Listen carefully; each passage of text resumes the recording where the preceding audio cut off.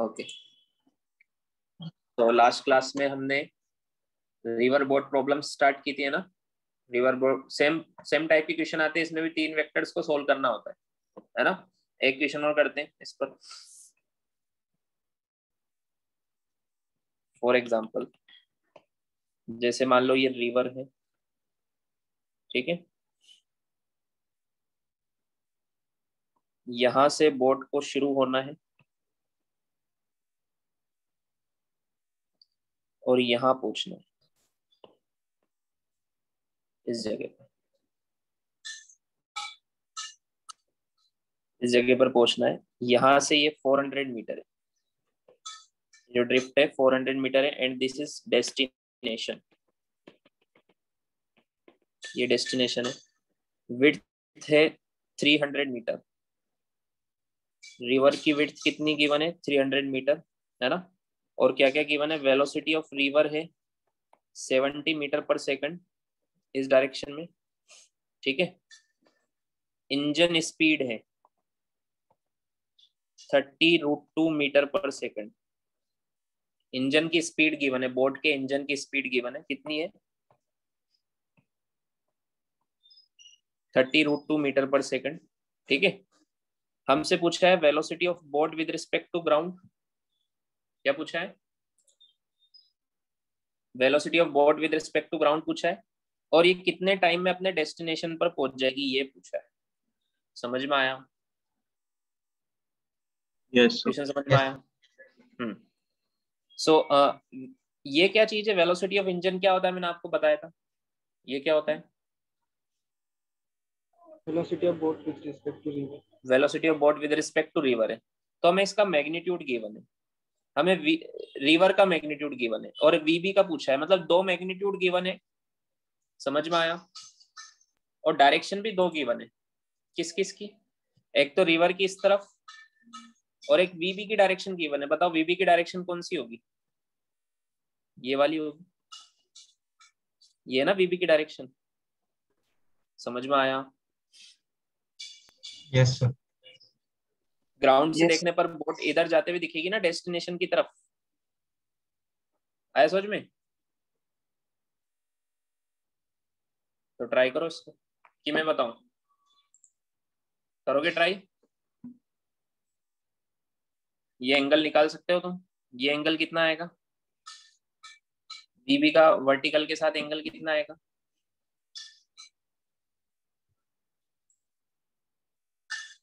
ये परपेंडिकुलर है और ये बेस है। 400/300, 4/3 मतलब 53 डिग्री आएगा। वीबी की डायरेक्शन मिल गई 53 डिग्री यहाँ से परपेंडिकुलर से, या फिर रिवर से 37 डिग्री पर है वीबी की डायरेक्शन। सो 2 मैग्नीट्यूड 2 डायरेक्शन की वन है। थर्ड का मैग्नीट्यूड निकालना है आपको। समझ में आया? चलो देखो अब सब, चलो मेरे साथ साथ सोल्व करो। मुझे बताओ कौन सा फॉर्मूला लगेगा यहाँ पर? ये वाला VBR इज होता है VB माइनस VR, है ना। ये होता है। अब सबसे पहले डायरेक्शन तीनों में किस किस की गिवन है वो चेक किया करो, क्योंकि डायरेक्शन के हिसाब से सोल्व करते हैं। किस किस की गिवन है डायरेक्शन? VB की गिवन है ना, ये वाली। ये एंगल मिलके मतलब डायरेक्शन गिवन है। और VR की गिवन है, ये VR की डायरेक्शन है। VBR की नहीं गिवन है, VBR का मैग्नीट्यूड गिवन है। चाहो तो टेबल बना लो, अगर तुम्हें कंफ्यूजन होता है ना तो टेबल बना लो, ठीक है।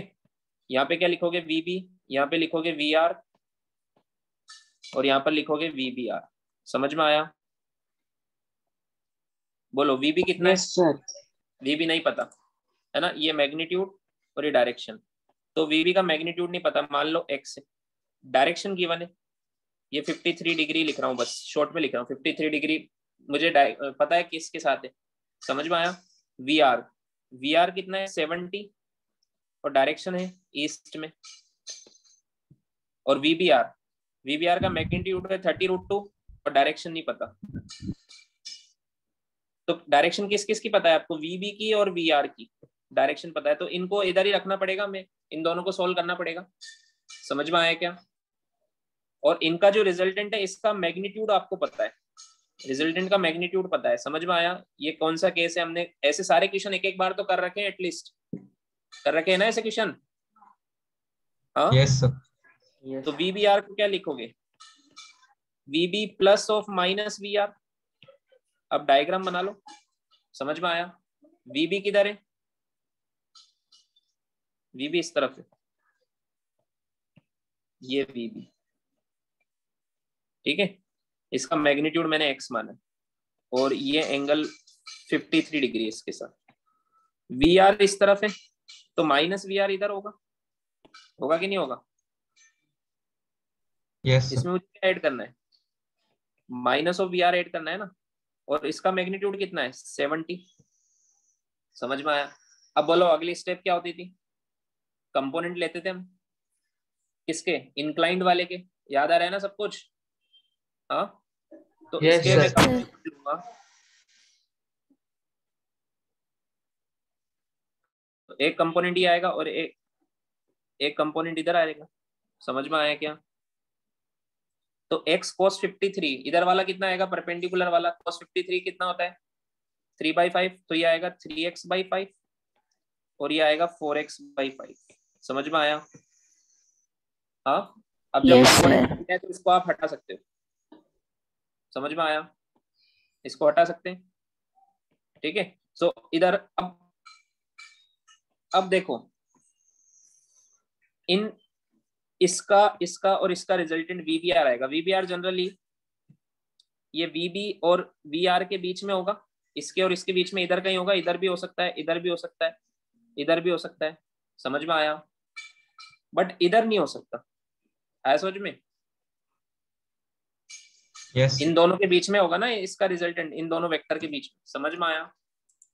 हाँ तो अगर इस लाइन के इधर हुआ तो 70 बड़ा है 4x/5 से, इस लाइन के इधर हुआ तो 4x/5 बड़ा है 70 से।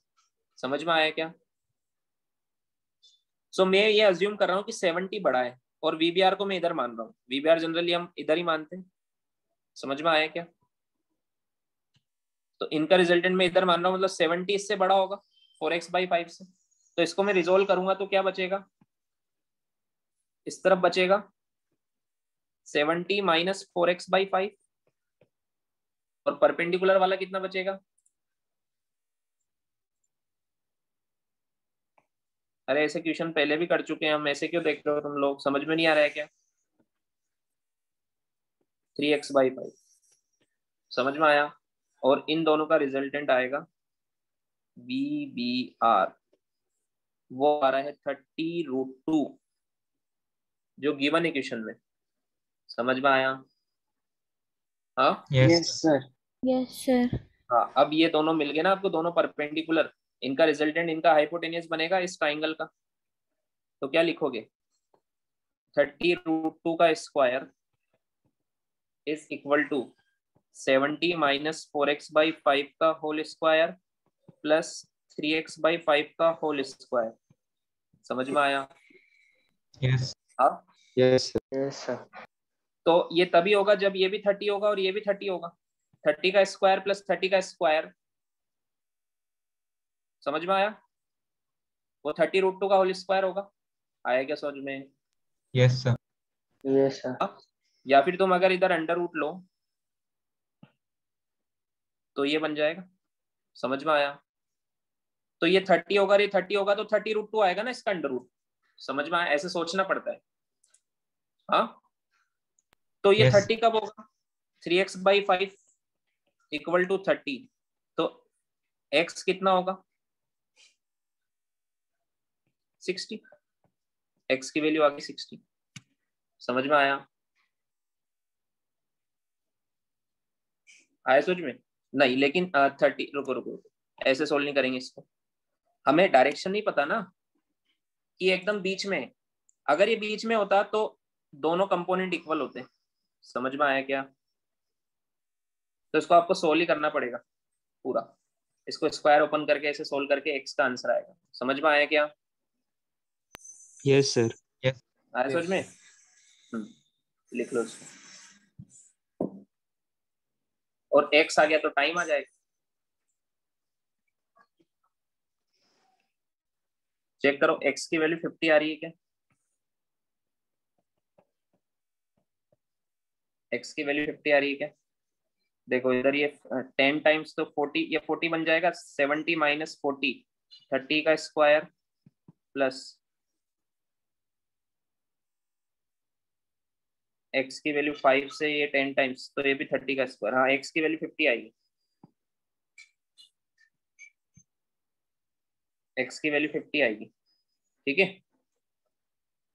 दोनों सेटिस्फाई कर रहे हैं ना, x की वैल्यू 50 आएगी, x की वैल्यू 50 आ गई। अब time to cross the river, x मतलब v भी आ गया 50 मीटर पर सेकेंड, ये तो कितना आ गया 50 मीटर पर सेकेंड। अब time to cross the river, तो कौन सा कंपोनेंट यहाँ पर, फाइनली दो कंपोनेंट आए थे, एक ये वाला और एक ये वाला, समझ में आया? कौन से वाले कंपोनेंट की वजह से ये वीबीआर के दो कंपोनेंट आए ना, एक तो ये वाला और एक ये वाला, कौन से वाले कंपोनेंट की वजह से रिवर क्रॉस होगी? ये वाले कंपोनेंट की वजह से। समझ में आया क्या? हाँ यस यस वाले सर। कंपोनेंट की वजह से। ये वाला कंपोनेंट तो रिवर को अपोज कर रहा है, बस रिवर के फ्लो को। ये वाला कंपोनेंट क्रॉस कर रहा है, ये है velocity of boat with respect to river 30√2। इसका ये वाला कंपोनेंट, समझ में आया क्या? ठीक है, यस सो टाइम क्या होगा, time to cross the river is, width कितनी है 300 अपॉन 3x/5, है ना? सो 300 इंटू 5 अपॉन 3x की वैल्यू कितनी है 50। सो 10 से 10, 5 से 5 कैंसिल, 10 सेकंड, 10 सेकंड में ये क्रॉस करेगा। समझ में आया? डेस्टिनेशन पर पहुंच जाएगा 10 सेकंड। ठीक है, अब ये मत सोचना सर 10 सेकंड में तो ये यहाँ से यहाँ तक का टाइम निकाला, अरे वो तो ये वाला कंपोनेंट है, और इसका ये वाला कंपोनेंट, बीबी का ये वाला कंपोनेंट, इसको इधर लेके आएगा ना।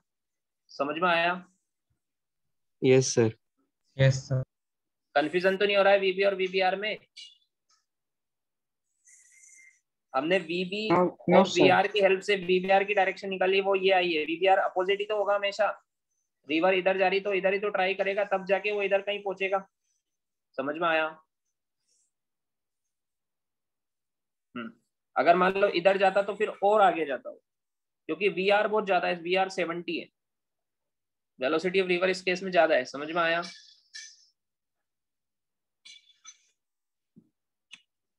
लिखो, अब नेक्स्ट टॉपिक लिखो, crossing the river in shortest time. हम स्पेशल केस पढ़ रहे हैं, crossing the river in shortest time.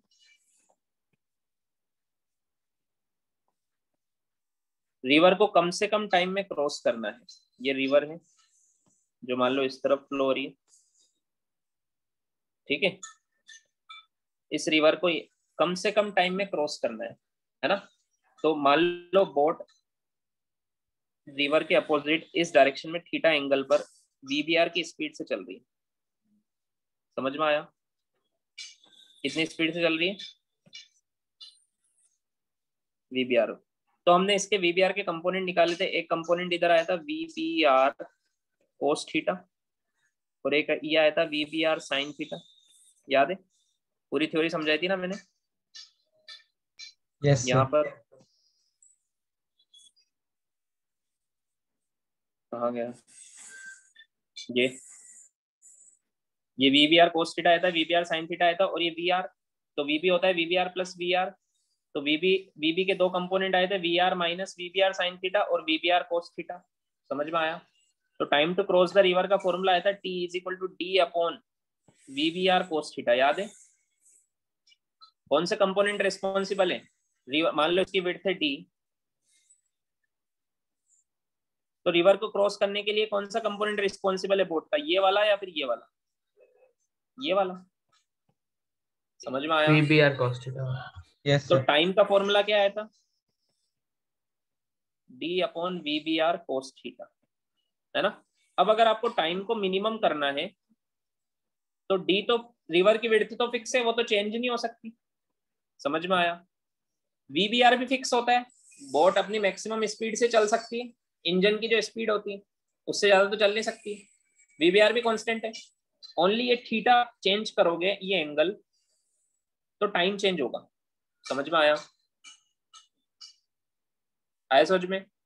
तो हमें टाइम Yes. को मिनिमम करना है तो ये कोस की वैल्यू मैक्सिमम होनी चाहिए, कोस थीटा मैक्सिमम होना चाहिए तो टाइम मिनिमम हो जाएगा।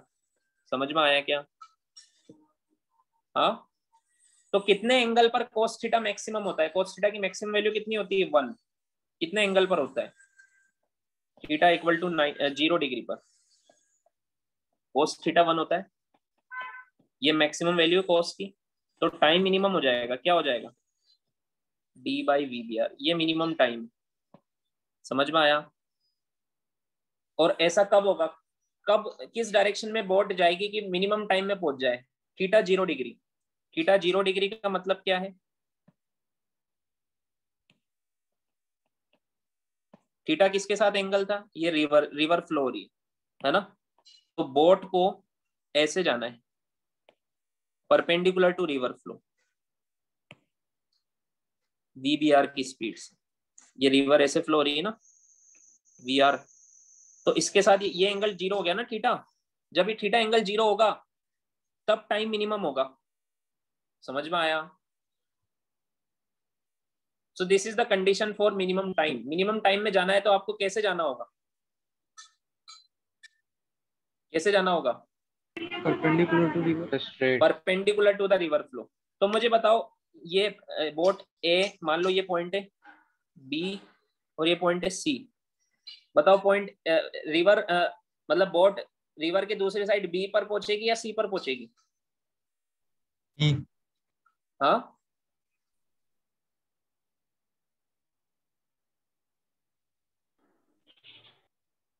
बी पर पहुंचेगी या सी पर पहुंचेगी? कहाँ निकलेगी बोट? E. हाँ, अरे बोट इधर ट्राई कर रही है तो इन दोनों का रिजल्टेंट वी बी, वो तो इधर आएगा ना, सी पर पहुंचेगी ना।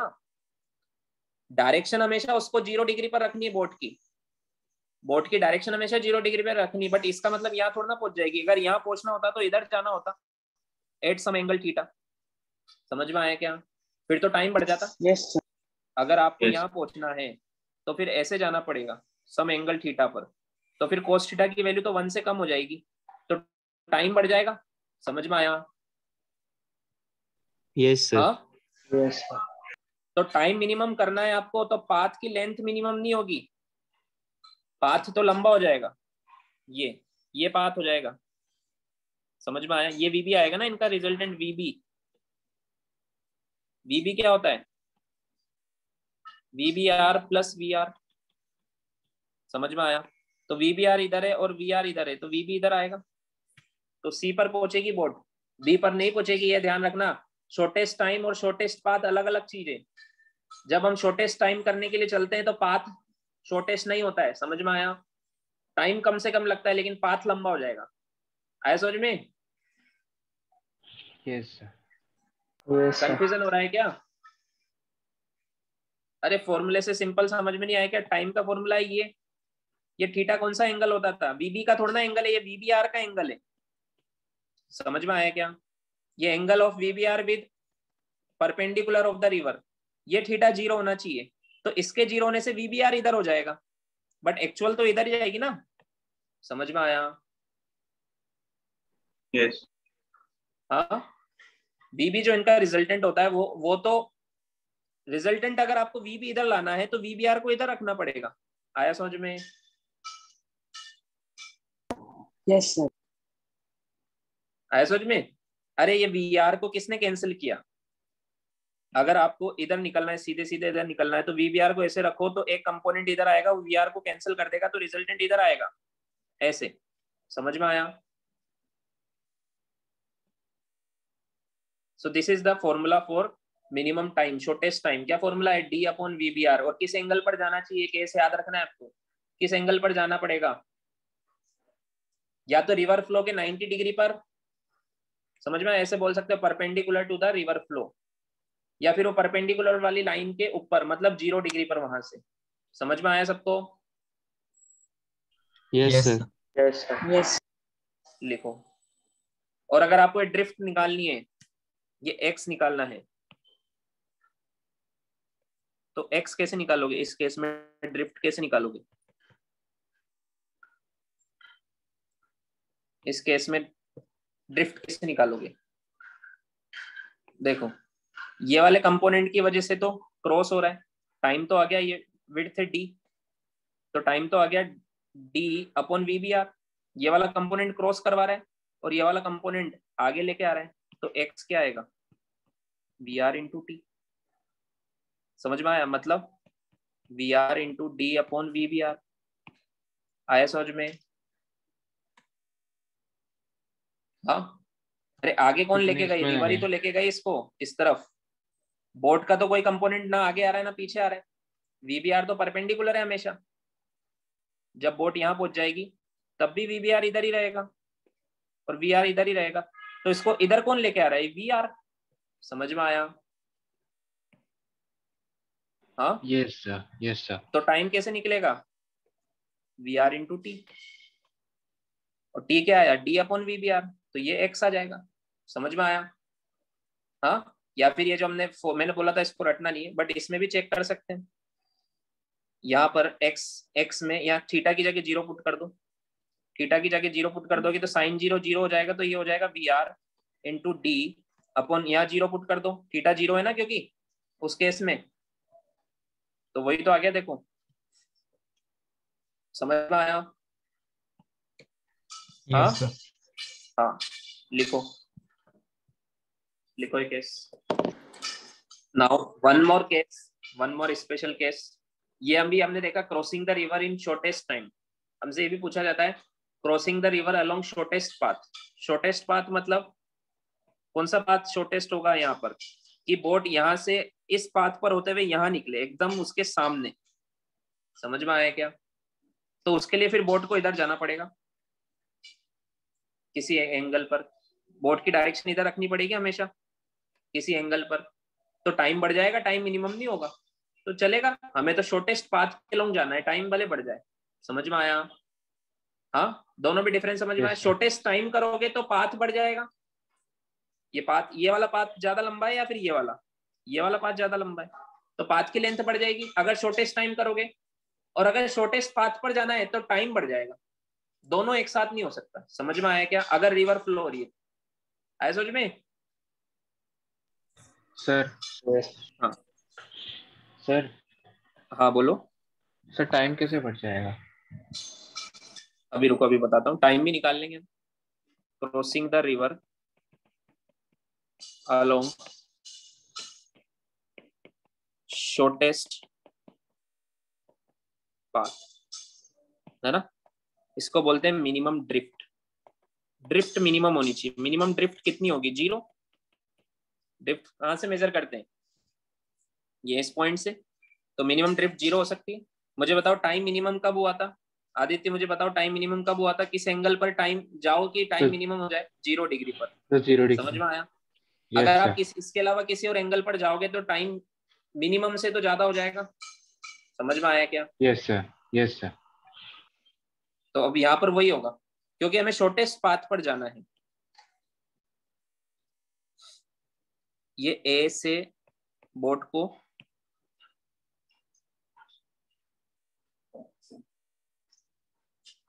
डी पर निकलना है।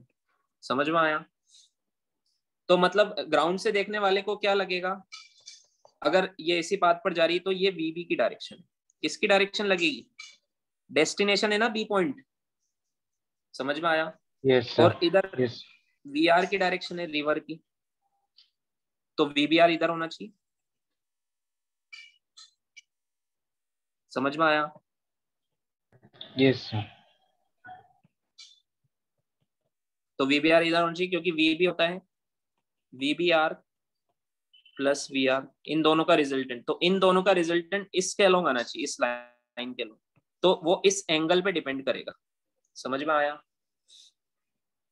हाँ, अब ये यस एंगल सर। 0, जब ये एंगल 0 था तो टाइम मिनिमम था, और अगर ये एंगल को 0 कर दो तो बोट यहाँ निकल ही नहीं सकती, फिर बोट यहाँ निकलेगी इधर। समझ में आया? यस ठीक सर, है। Yes sir. अब इस वीबीआर के अगर आप कंपोनेंट लो तो एक कंपोनेंट तो ये आएगा VBR cos थीटा, और एक कंपोनेंट ये आएगा VBR sin थीटा। समझ में आया? Yes sir. समझ में आया? अगर ये VR और VBR sin थीटा इक्वल हो जाए, कैंसिल कर दें, तो इन दोनों का रिजल्टेंट फिर ये आएगा VBR cos थीटा, और इस डायरेक्शन में आ जाएगा। अगर ये दोनों कैंसिल कर दे तो एक दूसरे के इक्वल हो तो फिर फाइनली बोट इधर जाएगी, ना तो इधर जाएगी ना इधर जाएगी, इधर जाएगी। कब? अगर ये दोनों इक्वल हो। देखो तीनों केस पॉसिबल होते हैं। अगर VR बड़ा हो इससे VBR sin थीटा तो बोट इधर जाएगी, अगर VBR sin थीटा VR से बड़ा हो तो बोट इधर जाएगी, और अगर दोनों इक्वल हो तो बोट इधर जाएगी। समझ में आया क्या? Sir can you explain again? फिर से सुनो। देखो ये VBR के मैंने कंपोनेंट के लिए VBR cos थीटा, ये VBR sin थीटा। यहाँ तक कोई डाउट है? No sir. अब कंपोनेंट लेने के बाद हम इसको तो भूल जाओ, इसकी कोई जरूरत नहीं है। इसको और इसको देखो, ये तीन इन तीनों का रिजल्टेंट VB आएगा। समझ में आया? Yes sir. इसको तो कैंसिल करने वाला कोई नहीं, ये अकेला है अपनी डायरेक्शन में, बट इस डायरेक्शन में दो वेक्टर है, एक ये और एक ये। समझ में आया? तो अगर VR बड़ा है तो रिजल्टेंट इस डायरेक्शन में इस तरफ आएगा, और एक इधर है तो इधर जाएगी बोट। समझ में आया? एक रिजल्टेंट तो इधर आएगा, एक इधर आएगा, तो बोट इधर जाएगी। और अगर VBR sin थीटा VR से बड़ा है, मैग्नीट्यूड वाइज बोल रहा हूं मैं, अगर VBR sin थीटा VR से बड़ा है तो इन दोनों का रिजल्टेंट इधर हो जाएगा, और एक रिजल्टेंट इधर है तो बोट इन दोनों के बीच में कहीं इधर जाएगी। समझ में आया? यस यस और सर। अगर ये दोनों इक्वल हो तो कैंसिल ही हो जाएंगे ना, फिर तो ये अकेला बचेगा, तो बोट इधर ही जाएगी। आया समझ में? Yes sir. हम यही चाहते हैं कि बोट इधर ही जाए, मतलब ये दोनों इक्वल हो। सो फॉर मिनिमम ड्रिफ्ट मतलब x equal to 0, x equal to 0। ऐसा कब होगा? जब VBR sin theta is equal to VR। समझ में आया क्या? हाँ, चाहो तो आप ये जो फॉर्मूला जो मैंने बोला था रटना नहीं है, उसमें भी प्रूफ रख के देख सकते हो। ये ड्रिफ्ट का फॉर्मूला आया था, इसको रटना नहीं है कभी भी। अगर ये दोनों इक्वल हो गए तो ये 0 हो जाएगा, तो x 0 आएगा। ये VR और VBR या माइनस है ना बीच में, 0 हो गया तो x 0 आएगा। समझ में आया क्या? हाँ यस सर। हाँ, ठीक है। सो यहां से एंगल मुझे मिल गया कि किस एंगल पर जाएं, तो वो एंगल मिल गया मुझे, sin theta is equal to VR upon VBR। आए क्या समझ में? तो ये फॉर्मूले से एंगल मिल जाएगा आपको। क्या मिल जाएगा? किस एंगल पर जाएं। अब ये 0 तो हो ही नहीं सकता। 0 कब होगा? जब VR 0 हो तब। बट रिवर तो चल रही है, रिवर चल रही है, तो VR 0 नहीं होगा, तो ये एंगल 0 नहीं होगा। एंगल 0 नहीं होगा तो टाइम मिनिमम नहीं होगा। टाइम मिनिमम कब होता है? जब एंगल 0। समझ में आया? हाँ, थीटा इज तो इक्वल टू टाइम, 0। अब इस केस में टाइम निकाल लो। टाइम अलोंग शॉर्टेस्ट पाथ, ऐसे लिख देता हूं मैं, टाइम अलोंग शॉर्टेस्ट पाथ।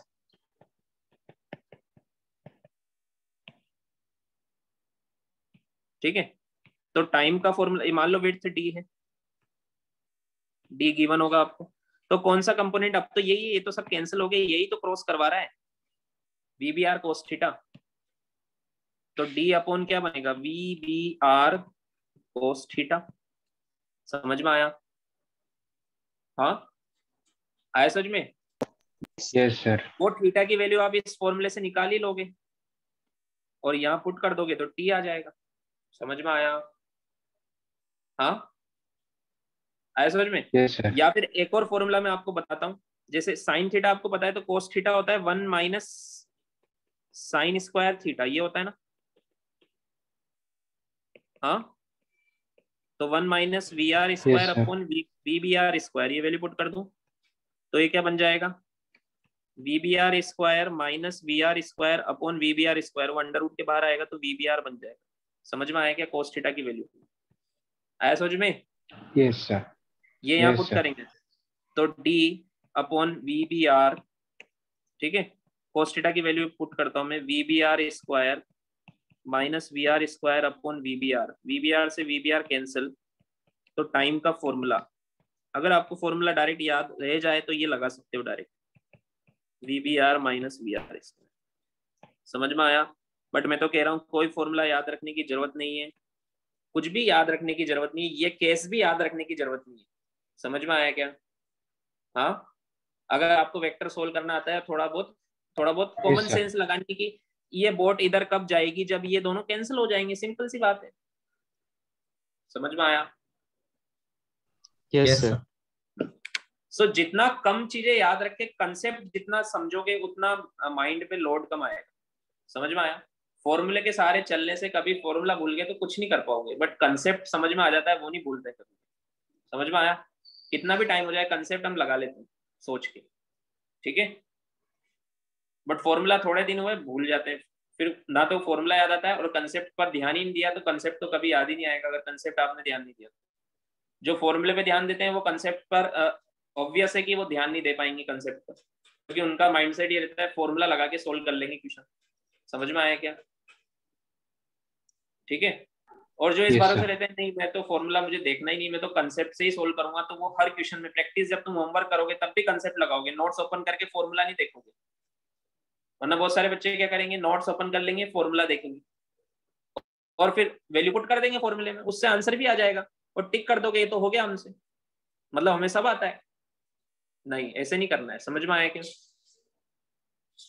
कभी भी क्वेश्चन सोल्व Yes, sir. करते वक्त नोट्स ओपन करके फॉर्मूला देख के वैल्यू पुट नहीं करना है, वो हो गई फॉर्मूला बेस्ड अप्रोच। समझ में आया क्या? सोचना Yes, है sir. और अपने हिसाब से शुरू से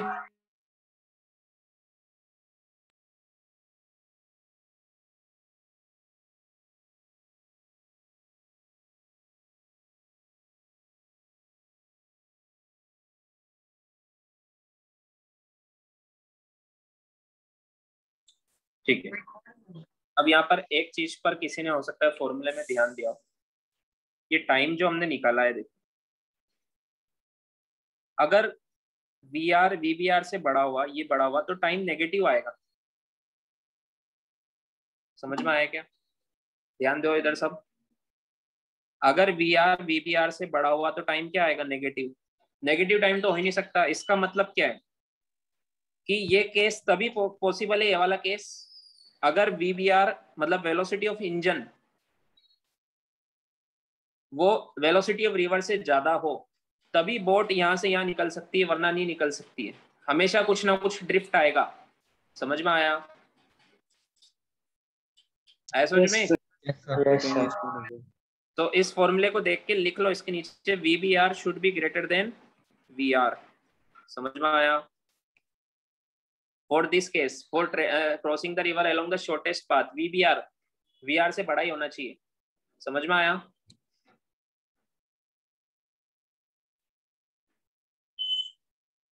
ठीक है, क्योंकि अगर VR से छोटा हुआ, देखो इधर, अगर ये VBR VR से छोटा हुआ तो इसका कंपोनेंट तो और छोटा हो जाएगा। ऐसे ही देख लो, अगर VBR VR से छोटा हुआ तो इसका कंपोनेंट तो और छोटा हो जाएगा, तो ये कैंसिल कैसे करेगा फिर इसको? समझ में आया? हाँ, Yes, sir. Yes, sir. ये बड़ा होगा तो इसका कंपोनेंट इससे छोटा होगा और वो इसके इक्वल होगा। समझ में आया? आया समझ में? अब देखो सेम ऐसे इक्वेशन जैसे हमने क्या पढ़ा था, crossing the river boat problems जो हमने पढ़ी है ना, ये रिवर बोट प्रॉब्लम, वैसे विंड एरोप्लेन प्रॉब्लम्स होती है। समझ में आया क्या? कौन सी होती है? Wind aeroplane problems. रिवर की जगह वहां पर विंड फ्लो हो रही है, एरोप्लेन हवा में चलता है, रिवर में नहीं चलता। समझ में आया? रिवर की जगह क्या फ्लो हो रही होगी, विंड। समझ में आया? और बोट की जगह क्या होगा, बोट की जगह क्या होगा, एरोप्लेन। समझ में आया? आवाज आ रही है सबको? Yes, sir. Yes, sir. Yes. Formula क्या बनेगा, velocity of aeroplane with respect plane लिख रहा हूं मैं, wind is velocity of plane minus velocity of wind. और ये सारा जितना भी हमने पढ़ा है सेम क्वेश्चन उसमें भी बन सकते हैं। समझ में आया क्या? तो फिर से दोबारा पढ़ना है क्या सेम चीज, ये तुम कर लोगे, वो समझ में आ गया, सेम है, बस नाम चेंज हो गया है। आया समझ में? Yes, sir. Yes, आया sir. समझ Yes, में? sir. Yes, अरे sir. सारे केस में ये सारा क्वेश्चन सोल्व करने का तरीका भी वही होगा, समझ में आया? सो रिवर बोट प्रॉब्लम्स हो या विंड एरोप्लेन प्रॉब्लम्स हो, एक ही बात होती है, समझ में आया? ठीक है। Yes, sir. अब लिखो रेन मैन प्रॉब्लम्स, एक और टाइप की प्रॉब्लम्स है, rain man problems. Rain man problems देखो इधर, आपने देखा होगा अभी तो वैसे भी मुंबई में बहुत ज्यादा रेन हो रही कि जब हम रुके हुए रहते तो रेन हमें वर्टिकली, अगर रेन कैसी भी डायरेक्शन में आ सकती है, जरूरी नहीं है। मान लो रेन वर्टिकली आ रही नीचे, समझ में आया? एकदम सीधी सीधी ऐसे रेन आ रही है,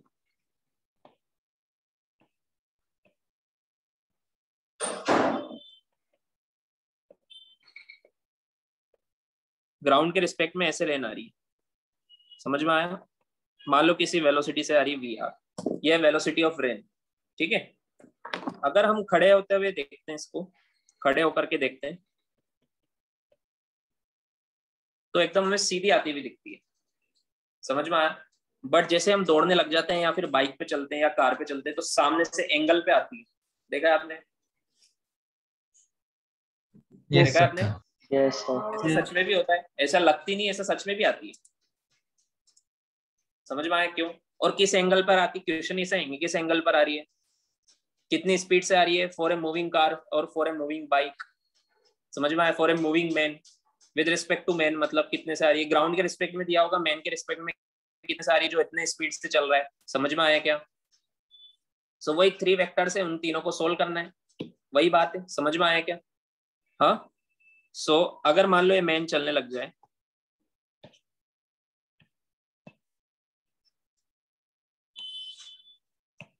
ये मान लो मैन वीएम से चल रहा है, कितने से चल रहा है?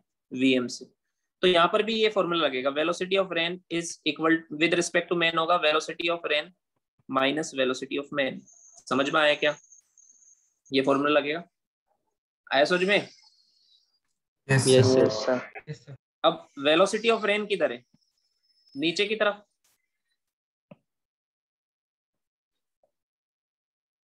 वेलोसिटी ऑफ मैन किधर है? इस तरफ, तो minus of velocity of man किधर होगा? इस तरफ। तो इन दोनों का रिजल्टेंट है वी आर एम, मतलब इसका और इसका रिजल्टेंट है वी आर एम, तो वो रिजल्टेंट किधर आएगा? इन दोनों के बीच में आएगा ना ऐसे, समझ में आया? ये क्या आया? Yes, sir.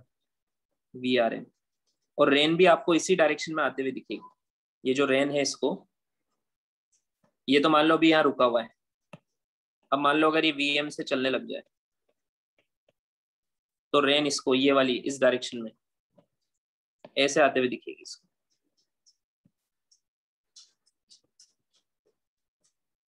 समझ में आया? और एक जो ग्राउंड पर खड़ा हुआ है उसको तो रेन ऐसे ही आते हुए दिखेगी जो रुका हुआ है, समझ में आया? Yes, sir. Yes, sir. ठीक है। तो ये एंगल विद द वर्टिकल, ये एंगल मुझे निकालना है, तो ये एंगल कितना होगा? tan theta. इसका मैग्नीट्यूड कितना होगा? परपेंडिकुलर अपॉन बेस, परपेंडिकुलर है ये और बेस ये मतलब क्या है? ये वाला वेक्टर vm, और बेस क्या है? ये वाला वेक्टर बाई वी आर, समझ में आया क्या? कितने एंगल पे गिर रही Yes. है? vm by V R. वैसे ये कोई फॉर्मूला याद रखने की जरूरत नहीं, जितना मैंने आपको पढ़ाना था क्वेश्चन सोल्व करने के लिए वो कब का पूरा हो चुका है, समझ में आया? हाँ, ठीक है। सो अब देखो जितनी तेज स्पीड से मैन चलेगा डीएम बढ़ता जाएगा, ये वैल्यू बढ़ती जाएगी, एंगल बढ़ता जाएगा, समझ में आया क्या? हाँ, क्योंकि मैन की स्पीड जितनी ज्यादा होगी उतना ही वेक्टर बढ़ता जाएगा, तो उतना ही इधर वाला वेक्टर माइनस में बढ़ता जाएगा, तो इनका रिजल्ट मान लो ये वेक्टर और बढ़ गया, ये वेक्टर मान लो इधर तक हो गया, तो ये पैरेललोग्राम ऐसा बनेगा, समझ में आया? तो वीआरएम का रिजल्टेंट इधर आएगा, आया समझ में? तो एंगल बढ़ गया ना, बढ़ा कि नहीं बढ़ा? Yes, sir. Yes, sir. Yes, तो sir. आपने देखा होगा जितनी तेज स्पीड से बाइक चलाते हैं उतना सामने की तरफ से रेन आती है। आया समझ में? हाँ, ये लिखो Yes, फिर मैं sir. क्वेश्चन देता हूँ। ये लिखो फिर मैं क्वेश्चन। समझ में आया पूरा? क्वेश्चन लिखो। तो ये रीजन समझ में आ गया एंगल पे क्यों दिखती है? क्योंकि आप चल रहे हो ना, तो आपके रिस्पेक्ट में उसकी डायरेक्शन चेंज हो जाती है। आया समझ में?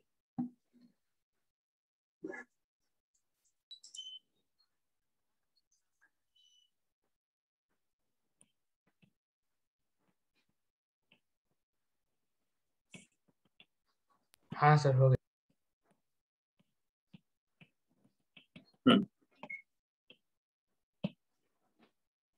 एक मैन है,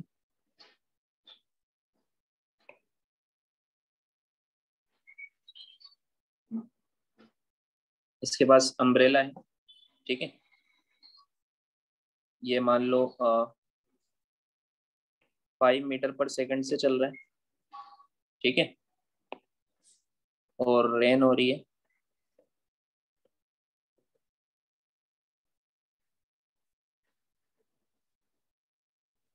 (5√3 मीटर पर सेकंड से। ये विद रिस्पेक्ट टू ग्राउंड है,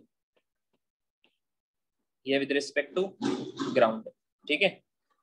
हमसे पूछा है find the angle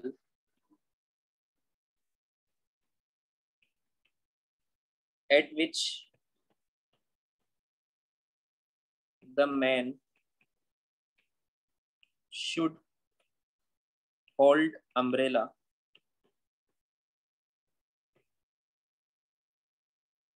to avoid getting wet। कितने एंगल पर, किसी के साथ बता, वर्टिकल के साथ बता दो, कितने एंगल पर अम्ब्रेला को वो होल्ड करे ऐसे 5 मीटर पर सेकंड से चलने पर कि गीला ना हो। समझ में आया? Yes, sir. सिंपल क्वेश्चन है, सबसे बेसिक क्वेश्चन। सोल्व करो इसको।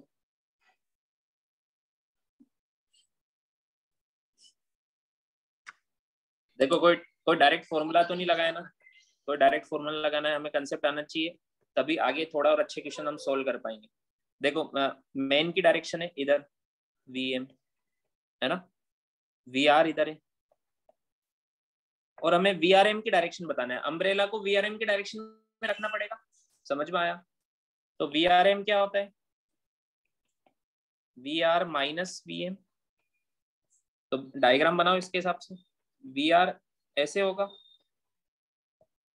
और इसका मैग्नीट्यूड है 5√3, और माइनस वीएम इधर होगा क्योंकि वीएम इधर है। तो समझ में आया? समझ में आया? दोनों के बीच का एंगल है सर. 90 डिग्री। तो इनका रिजल्टेंट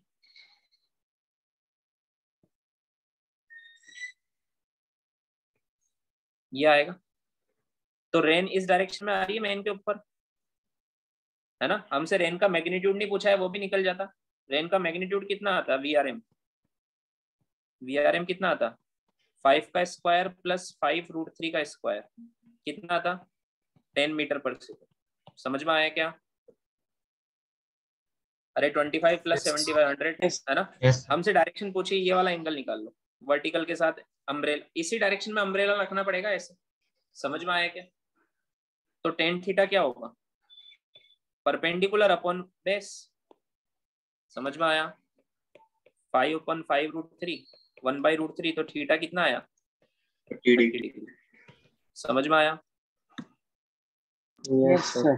Yes, और sir. उसे कितनी स्पीड से आते हुए दिखेगी? 10 से। लिखो।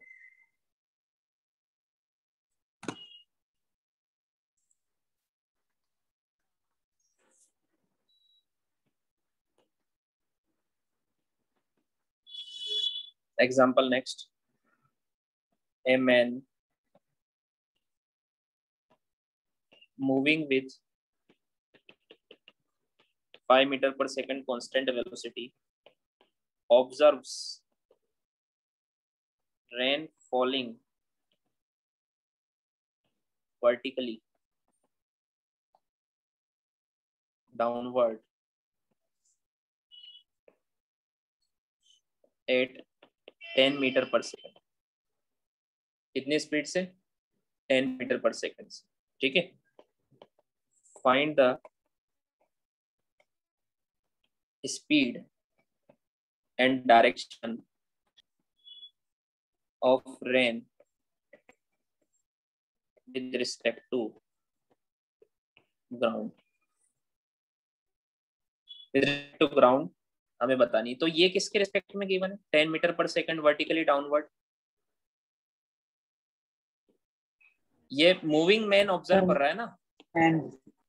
हाँ, तो इस बार अगर वो चलते हुए वर्टिकल डायरेक्शन में रेन को देख रहा है तो रुक जाएगा, तो कुछ और डायरेक्शन में रेन आ रही है। समझ में आया क्या? हाँ, ऐसा भी तो हो सकता है रेन इंक्लाइंड किसी एंगल पर आ रही है और हम चले वो सीधी हो जाए, ऐसा भी हो सकता है। चलते वक्त हमें सीधी दिखे। समझ में आया क्या? ठीक है, सो सोल्व करो इसको।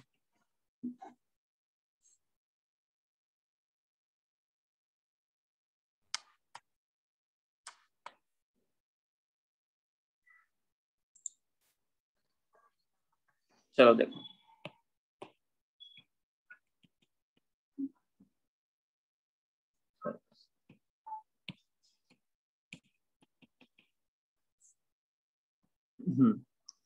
मान लेते हैं मैन इधर जा रहा है, मैन इधर जा रहा है 5 मीटर पर सेकंड से, और उसको चलते वक्त रेन नीचे की तरफ दिख रही है।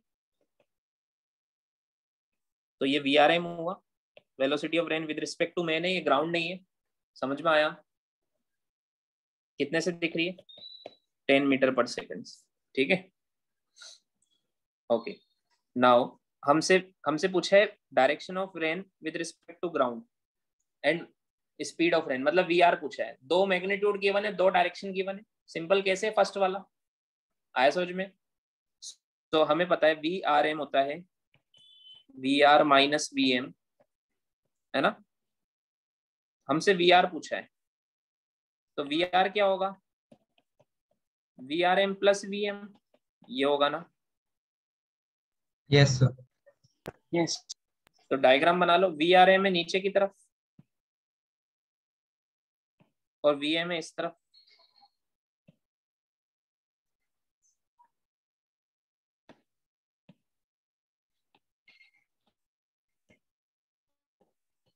VM है 5 और VRM है 10, तो इनका जो रिजल्टेंट आएगा 90 डिग्री पर होता है, तो बहुत इजी हो जाता है। कोई कंपोनेंट लेना ही नहीं है आपको, ऑलरेडी 90 डिग्री पे। समझ में आया क्या? ये आएगा VRM, सॉरी VR। तो कितना आएगा बताओ? VR आएगा √5 का स्क्वायर 25 प्लस 10 का स्क्वायर 100, √125, मतलब आएगा 5√5। समझ में आया क्या? ग्राउंड के रिस्पेक्ट में इतनी स्पीड से आ रही है रेन। ठीक है, और किस एंगल पर आ रही है? कोई भी एंगल निकालो, ये वाला एंगल निकालो थीटा। तो tan थीटा क्या आएगा? परपेंडिकुलर कितना है? 5 और बेस कितना है? 10। 5/10 मतलब 1/2, तो थीटा आ गया tan इनवर्स 1/2। समझ में आया क्या? हाँ, यस सर। तो ये ग्राउंड, ये रेन ऐसे हो रही है, मतलब ग्राउंड के रिस्पेक्ट में ऐसे हो रही है। तो अगर आप इस डायरेक्शन में चलोगे ऐसे, तो ये सीधी हो जाएगी, और अगर इसके सामने वाली डायरेक्शन में चलोगे तो और एंगल बढ़ता जाएगा। समझ में आए दोनों केस? हाँ, अगर मान लो, ये समझो, क्योंकि क्वेश्चंस में ऐसे कंसेप्ट काम में आते हैं, आपको इतना थोड़ा बहुत समझते, विजुअलाइजेशन आना चाहिए। रेन ऐसे आ रही है और अगर आप इस डायरेक्शन में दौड़ रहे हो तो आपके रिस्पेक्ट में ये सीधी होती जाएगी। स्पीड बढ़ाते जाओ, सीधी होती जाएगी। समझ में आया? आया समझ में? ठीक है, और अगर आप ऐसे दौड़ रहे हो इस तरफ, तो फिर ये और इंक्लाइंड होती जाएगी। आया क्या समझ में? Sir can you explain again? अभी बताया ना, ये सीधी क्यों हो गई? क्योंकि अगर ये 0 हो जाए, ये VM 0 हो जाए, तो ये एंगल क्या हो जाएगा? हाँ 90 डिग्री। समझ में आया क्या? अरे जितना आप, अगर ये रेन, मैंने क्या बोला, ये रेन ऐसे आ रही है, ठीक है, ये v r with respect to ground आ रही है, और अगर आप ग्राउंड पर खड़े रहते हो तो आपको ऐसे दिखेगी, ऐसे दिखेगी, और अगर आप इस तरफ दौड़ते हो तो ये आपकी तरफ सीधी होने लग जाएगी। समझ में आया? इसलिए तो इसको सीधी दिख रही है। आया समझ में? Yes, sir. लिखो इसको। एक क्वेश्चन और करते हैं।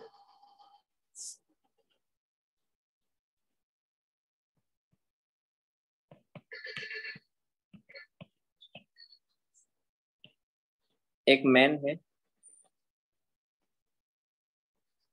वो इस तरफ चल रहा है, ठीक है, इनिशियली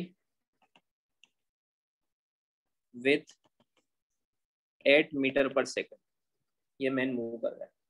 समझ में आया? एंड ऑब्जर्विंग, ये ऑब्जर्व करता है rain coming vertically downward, vertically downward नीचे आ रही, कितने सारी ये नहीं पता। समझ में आया? ठीक है, देन उसके बाद ही अपनी वेलोसिटी बढ़ा देता है, then he increases speed to 12 metre पर सेकंड एंड ऑब्जर्व, तब उसने क्या ऑब्जर्व किया? Rain 30 degree with vertical. अब रेन का एंगल कितना है? वर्टिकल के साथ 30 डिग्री हो गया। समझ में आया? तो हमसे पूछा find speed of rain, rain की स्पीड पूछी हमसे, मतलब वी आर पूछा। आया समझ में क्या पूछा है?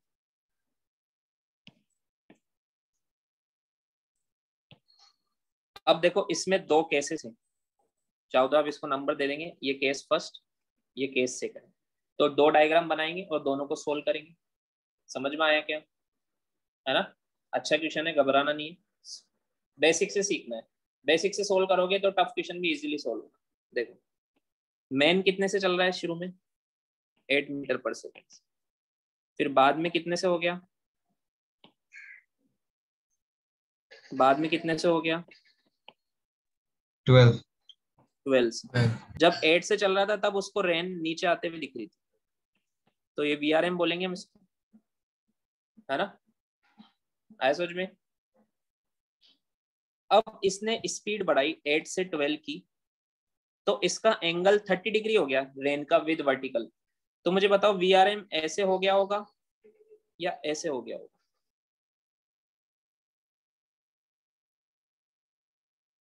फर्स्ट वाला केस या सेकंड वाला केस? सेकंड।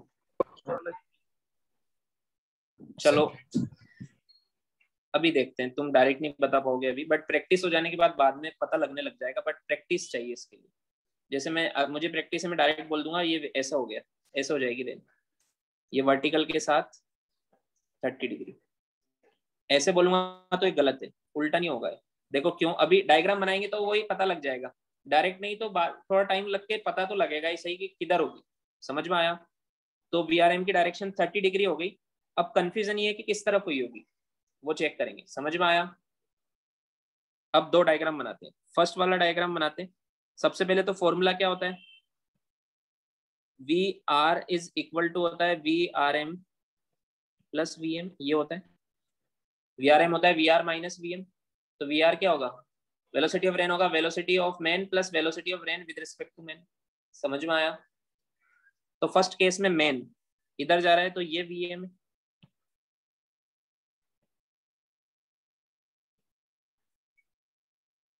समझ में आया?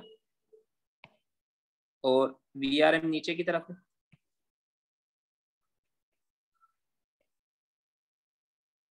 ठीक है।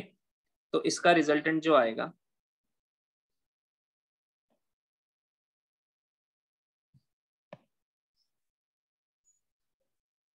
वो वी आर आएगा। समझ में आया? Yes sir. आया समझ में? अब मुझे ये बताओ, क्या वी आर वीएम के चेंज होने से velocity of rain with respect to ground change हो सकती है क्या? क्या किसी में है पावर इतनी दुनिया में कि वो तेज चले और रेन की डायरेक्शन को चेंज कर दे? ऐसी पावर है क्या किसी की, किसी के पास? नहीं ना तो कोई सर, नो सुपरमैन है, सर, ना ये मार्वल से नो सर। मूवी में होता है, रियल में नहीं होता है मार्वल के कैरेक्टर्स। समझ में आया क्या? ये वी आर तो फिक्स ही रहेगा ना, भगवान थोड़ा ना ये मेन। समझ में आया क्या? हाँ हाँ, बट उसके रिस्पेक्ट में कितने से रेन आ रही है वो चेंज हो सकता है, बट सबके रिस्पेक्ट में रेन किससे कितने से आ रही है, क्या किस डायरेक्शन में आ रही है वो चेंज नहीं हो सकता। समझ में आया क्या? तो ये वी आर, और मान लो इसका ये एंगल थीटा, कोई सा भी एंगल ले लो, ये तो फिक्स ही रहेगा, ये एंगल भी फिक्स रहेगा और ये भी फिक्स रहेगा। समझ में आया क्या? Yes sir. हाँ। अब मान लो अगर आप तुम वीएम को 8 से 12 कर दो और इसको अभी मैं यहीं रखता हूं, तो वीआर की डायरेक्शन किधर शिफ्ट होगी? इधर शिफ्ट होगी। वो हो नहीं सकता। समझ में आया क्या? यस हो सर। सकता है क्या ऐसा? डायरेक्शन चेंज हो सकती है क्या? नहीं। नहीं हो सकता। तो वीआर को अगर आपको यहीं रखना है, यहीं पर रखना है, तो एक वेक्टर इस तरफ बढ़ रहा है तो दूसरा उसके इसकी डायरेक्शन को इधर ही रखने के लिए इसको इधर जाना पड़ेगा थोड़ा। समझ में आया क्या? अगर आप वीआरएम को 30 डिग्री सर। बोला ना, वीआरएम 30 डिग्री हो गया तो इधर तो हो ही नहीं सकता। आया क्या समझ में? हाँ यस सर। यस। ठीक है। अब देखो, तो ये एक केस तो हमने बना दिया। यहाँ पे वीएम की वैल्यू कितनी है? ये जो वीएम है इसकी वैल्यू है 8, और इसकी मैं बोल देता हूँ ये है वीआरएम। ठीक है। अब दूसरा वाला डायग्राम बनाता हूँ जिसमें ये 12 है वीएम और ये 30 डिग्री हो गया। समझ में आया? वर्टिकल के साथ। Yes sir. ठीक है। इसको मैं बोल देता हूँ V R M dash, V R M, क्योंकि इसके रिस्पेक्ट में तो स्पीड चेंज हो जाएगी ना। अब थोड़ा ना वी आर एम रहेगी, कुछ और हो जाएगी। अगर वो अपनी स्पीड बढ़ाएगा तो उसके रिस्पेक्ट में रेन की स्पीड भी चेंज होगी। समझ में आया? यस और सर। इनका जो रिजल्टेंट है, इनका जो रिजल्टेंट है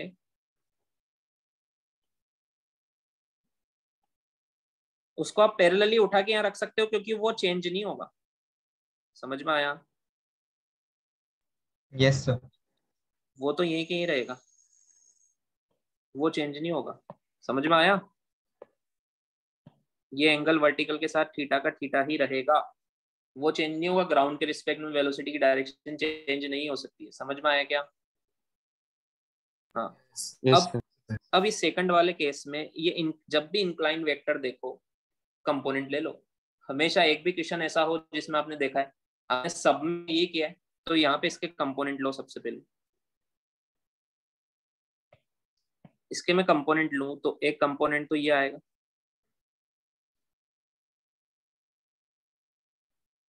ये कितना आएगा? cos 30, तो √3/2 वी आर एम डैश आएगा, और एक कंपोनेंट ये आएगा।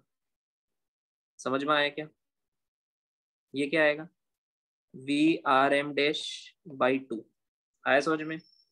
अब इसको तो हटा ही सकते हैं, कंपोनेंट ले लिया तो हटा सकते हैं ना। तो अब रिजल्टेंट क्या यस सर। बचा? इसका, इसका और इसका रिजल्टेंट ये आ रहा है, तो इसका और इसका ये दोनों अपोजिट है, तो इधर आएगा नेट रिजल्टेंट, ये बड़ा होगा। तो क्या बचेगा? 12 minus V R M dash by 2, और ये बचेगा। समझ में आया? हाँ। Yes sir. तो इसकी जगह फिर मैं ये डायग्राम बना लूं। ये वाला तो क्या बचा? 12 minus V R M dash by 2, और ये क्या बचा? ये बचा √3/2 वी आर एम डैश। समझ में आया? और जो इनका रिजल्टेंट आएगा वो यही आएगा। आया क्या समझ में? आया समझ में? अब Yes, देखो, sir. अब इसको इससे कंपेयर करो, क्योंकि इनका रिजल्टेंट और ये एंगल सेम है, तो इन दोनों के ये कंपोनेंट भी इक्वल इक्वल होंगे, तभी तो रिजल्टेंट सेम आएगा। समझ में आया? तो ये 8 इसके इक्वल होगा, होगा कि नहीं होगा?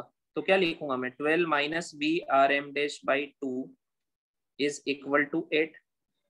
तो V R M dash by 2 कितना आ गया? 4 आ गया। तो वी आर एम डैश कितना आ गया? 8 आ गया। समझ में आया क्या? आया समझ में? Yes, ये sir. 8 आ गया। आया समझ में? तो अब इसकी वैल्यू अगर मैं पुट करूं तो ये 8 बाई 2 4 होगा। 12 में से 4 गया तो ये बचेगा 8, और ये बचेगा √3/2 इंटू 8, तो ये बचेगा 4√3। समझ में आया क्या? हाँ। और इनका रिजल्टेंट आएगा ये वी आर।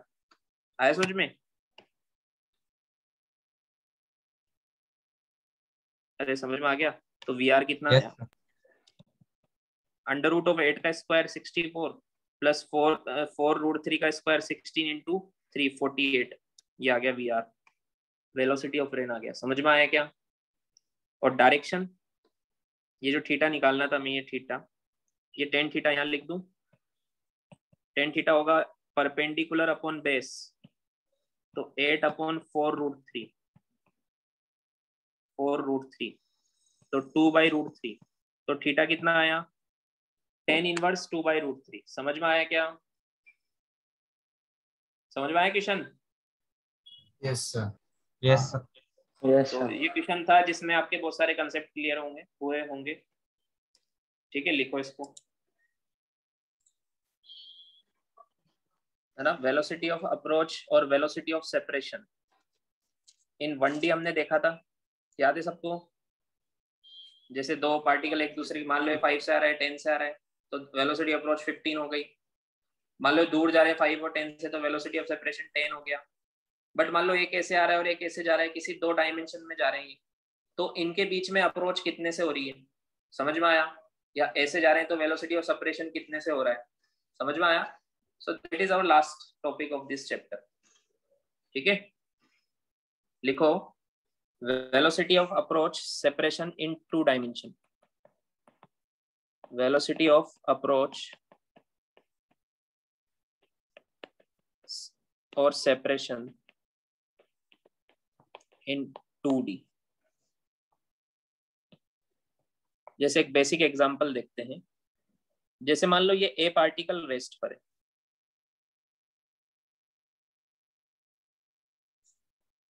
और एक ये बी पार्टिकल है, ठीक है, जो इधर जा रहा है बी से, और इस लाइन से थीटा एंगल बना रहा है। कितना एंगल बना रहा है? थीटा। तो हमसे पूछा ये बी से पास में आ रहा है या दूर जा रहा है?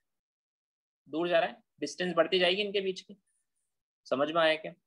तो वेलोसिटी जब भी दूर जाता है तो वेलोसिटी ऑफ सेपरेशन चेक करते हैं, जब पास आता है तो वेलोसिटी ऑफ अप्रोच। तो अगर मैं इसके कंपोनेंट लूं तो ये कंपोनेंट आएगा v cos थीटा, और ये कंपोनेंट आएगा v sin थीटा। बोलो समझ में आया क्या? हाँ। Yes, sir. मान लो अभी इनके बीच की डिस्टेंस है 10 मीटर, या जो भी डिस्टेंस है इनके बीच की, ये वाली डिस्टेंस। इस डिस्टेंस को कौन से वाले कंपोनेंट की वजह से ये डिस्टेंस चेंज हो रही है इनके बीच की? इसकी वजह से चेंज हो रही है या इसकी वजह से हो रही है? कौन सा वाला कंपोनेंट Cos ये theta. डिस्टेंस बढ़ा रहा है? ये Cos बढ़ा रहा है। theta. समझ में आया क्या? Yes. हाँ। सो जो कंपोनेंट इनके बीच की डिस्टेंस मतलब length of line joining, this is the line joining A और बी के बीच में। अभी इस इंस्टेंट पर ये लाइन ज्वाइनिंग, इसकी लेंथ को जो कंपोनेंट बढ़ाता है रिलेटिव वेलोसिटी का, वो वेलोसिटी ऑफ अप्रोच या सेपरेशन होता है। समझ में आया क्या? तो इस केस में वेलोसिटी ऑफ सेपरेशन हो रहा है, तो वेलोसिटी ऑफ सेपरेशन क्या आ रहा है? v cos theta. ये आंसर है इसका। समझ में आया क्या? ये थोड़ा ना कंपोनेंट सेपरेशन या अप्रोच ला रहा है दोनों पार्टिकल के बीच में, ला रहा है क्या? ये तो परपेंडिकुलर है, ये तो इस लेंथ के परपेंडिकुलर है। समझ में आया क्या? यस तो सर। इन दोनों के बीच की डिस्टेंस को कम या ज्यादा करना है तो कंपोनेंट इसके अलोंग, चाहे इधर हो या इधर हो, अगर इधर होता तो अप्रोच बन जाता, इधर है तो सेपरेशन बन गया। समझ में आया क्या? हाँ आया समझ में? सो क्या लिखेंगे हम? It is component Sir. Of, component length. हाँ बोलो There is a trace. क्या?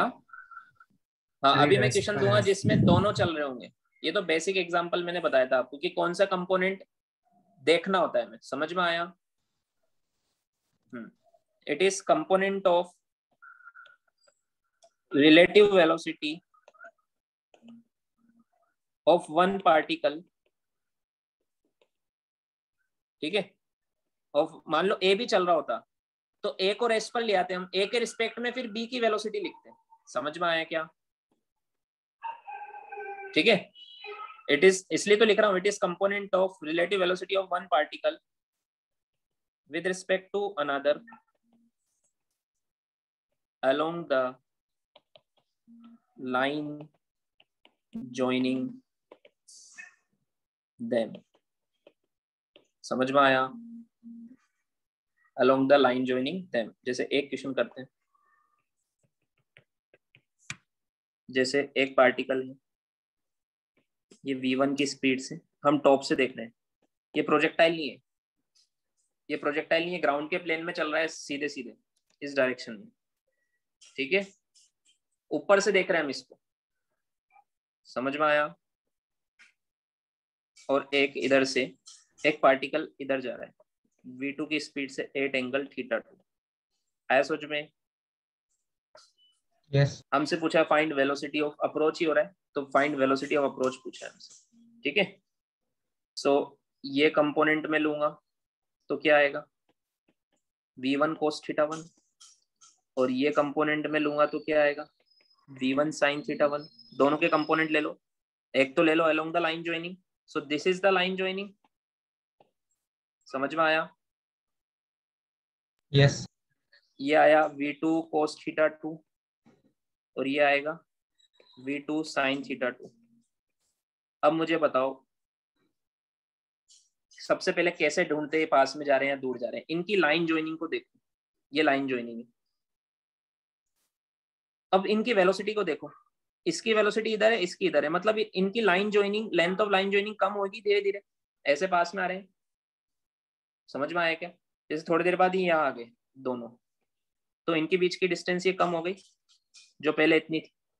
समझ में आया क्या? तो वो कौन सा कंपोनेंट कम कर रहा है? ये वाली डिस्टेंस कौन सा कंपोनेंट कम कर रहा है? इस v2 का ये वाला कर रहा है, ये थोड़ा ना कर रहा है, ये तो इधर लेके जा रहा है और ये इसको इधर लेके जा रहा है।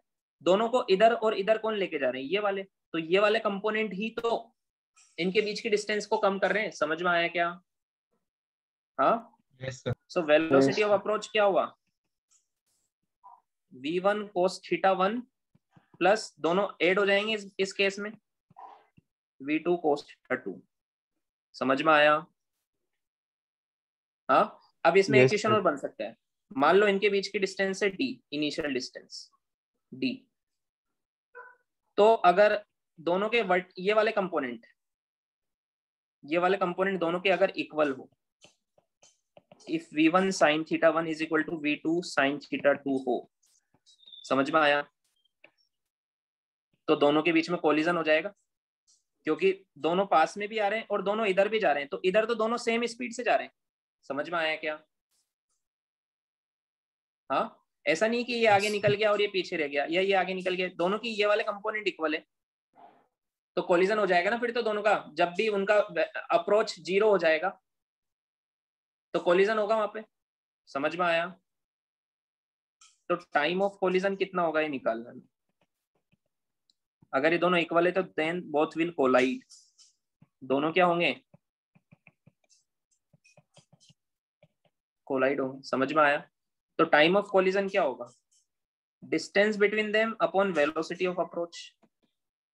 समझ में आया? यस सर ये उनके बीच की Yes, इनिशियल sir. डिस्टेंस है और वो किस अप्रोच से पास में आ रहे हैं वो उससे डिवाइड कर दो, टाइम डिस्टेंस अपॉन स्पीड होता है, तो d अपॉन वेलोसिटी अप्रोच है v1 cos θ1 plus v2 cos θ2, तो ये टाइम आ जाएगा, इतनी देर में इनका कोलिजन हो जाएगा। समझ में आया क्या? Yes, sir. Okay. Yes, sir. सो इसकी एक्सरसाइज 1 और 2 मेंस की पहले वो सोल्व करनी है और फिर बाद में एडवांस की 1 और 3 सोल्व करनी है। ठीक है, करके रखो, मेंस के 1 और 2 सोल्व करके रखो। ठीक है, मैं बता दूंगा कब डिस्कस करना है।